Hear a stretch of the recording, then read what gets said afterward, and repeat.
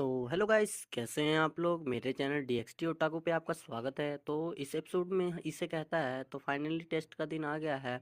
हम सब ह्यूदो रेसिडेंट के बेसमेंट में इकट्ठे हुए थे, जहां एक टेलीपोर्टेशन मैजिक सर्कल लगा हुआ था। सभी ने कुहो एकेडमी का यूनिफॉर्म पहना हुआ था, जो अब ग्रेमोरी ग्रुप का ऑफिशियल आउटफिट बन चुका है। सबके हाथ में अपने अपने बैग्स थे, जिसमें टेस्ट के इंपॉर्टेंट डॉक्यूमेंट्स और चीज़ें थी। पूरा सीन एकदम स्कूल के एंट्रेंस एग्जाम जैसा वाइब दे रहा था।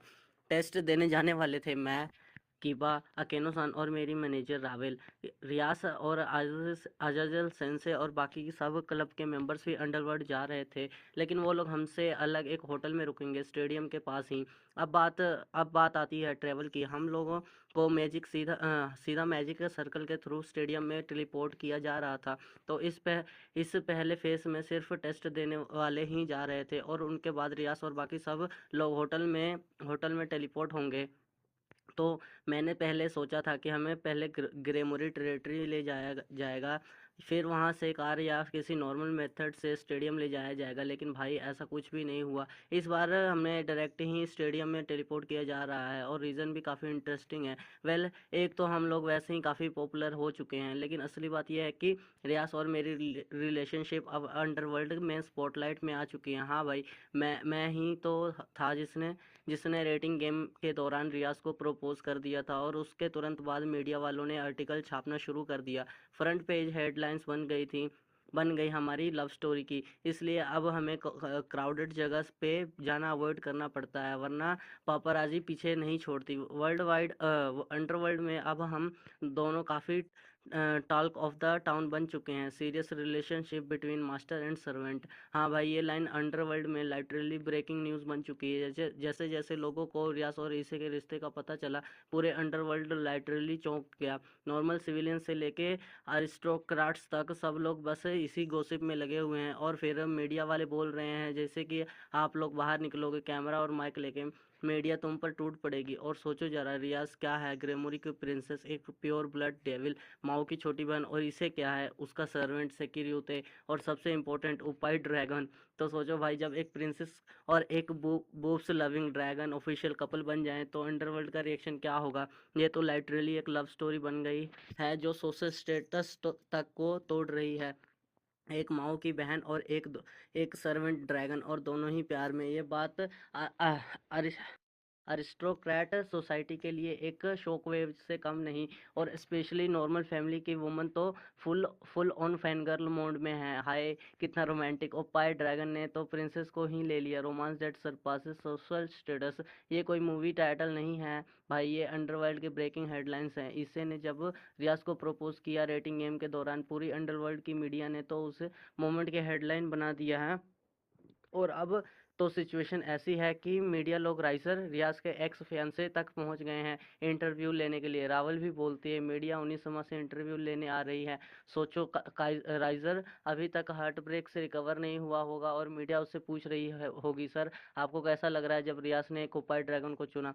पहले तो सिर्फ नोबल डेविस जानते थे कि रियाज ने एंगेजमेंट तोड़ दी थी, लेकिन अब जब इसे पॉपुलर ओपाई ड्रैगन बन चुका है, तो मीडिया ने उससे भी टीआरपी का सोर्स बना लिया है। और इसे की हालत, बेचारा सोचता है मैं खुश हूँ या परेशान, बस थोड़ा साइलेंस चाहिए।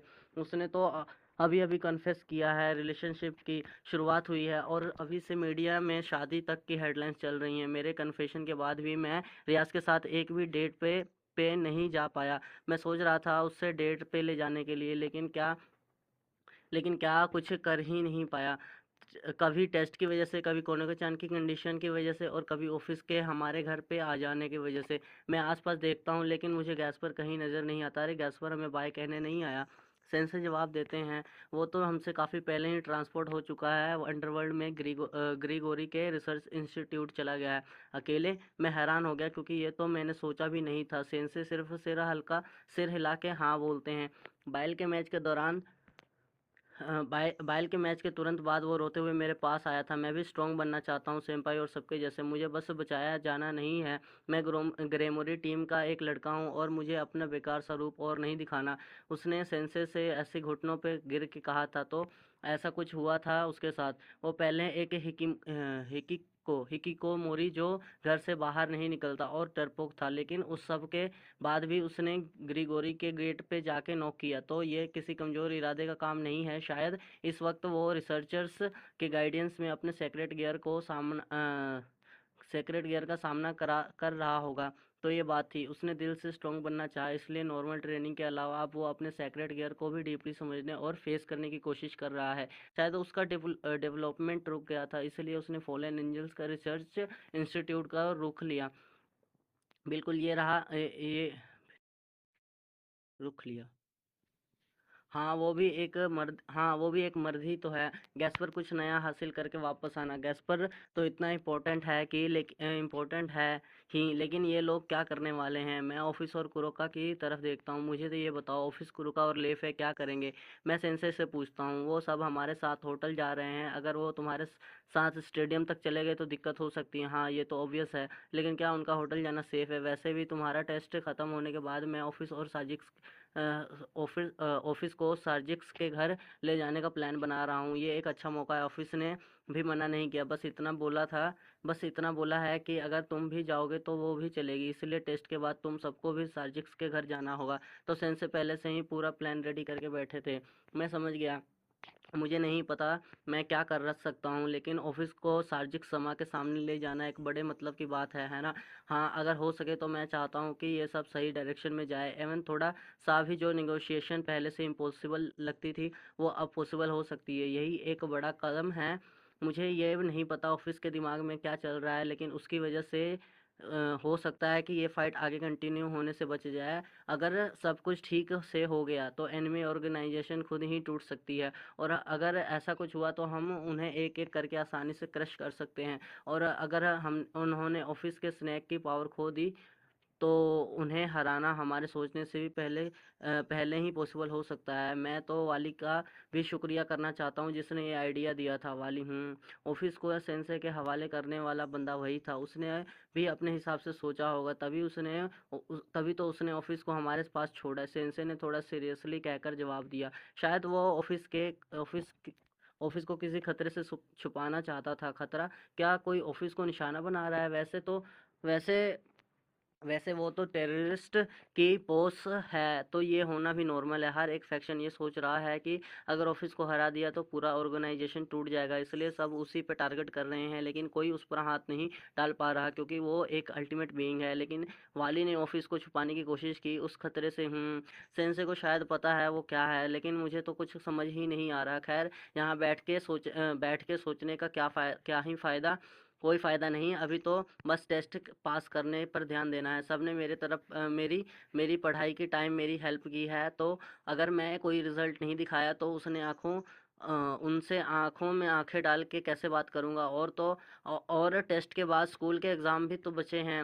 मेरी प्रॉब्लम्स अभी ख़त्म नहीं हुई हैं। ये सब तब हुआ जब मैं कीबा अकेनो और रावेल ट्रांसपोर्ट के थ्रू निकलने ही वाले थे। रुको ज़रा। रियास ने हमें रोका। वो मेरे पास आई और फिर मेरे गाल पर एक प्यार सा किस दिया। ये एक चाम है, मतलब ये एक गुड लक चाम है। इसे मुझे तुम पर भरोसा है। तुम ज़रूर टेस्ट पास करोगे। मुझे सबसे बेस्ट गुड लक चाम मिला है। ओके, अब तो मैं अपने दिल की बात कहकर ही रहूँगा। मैं ज़रूर टेस्ट पास करूँगा।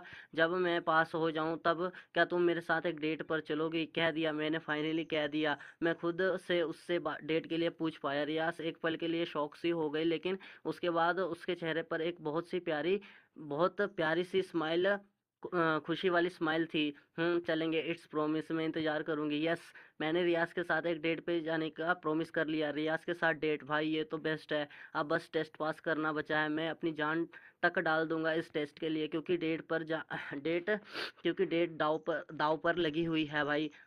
सबके सामने इतना प्यार व्यार, आजकल के जवान भी ना। सेंसे एक लंबी सी शाई मारते हैं जैसे उन्हें कोई मजा ही नहीं आया। अरे ऐसे मत बोलो ना सेंसे। इतना शर्मिंदा होने के बाद मैंने फाइनली उससे डेट के लिए पूछा है। चलो फिर हम निकलते हैं। हम चारों ने रियास और सबको गुड बाय बोला और एक ब्राइट लाइट ने हमें कवर कर लिया। मेरा इंतजार करना रियास, आई लव यू। तो गाइस, एपिसोड 8 यहीं ख़त्म होता है। तो मिलते हैं अगले एपिसोड में। Bye bye.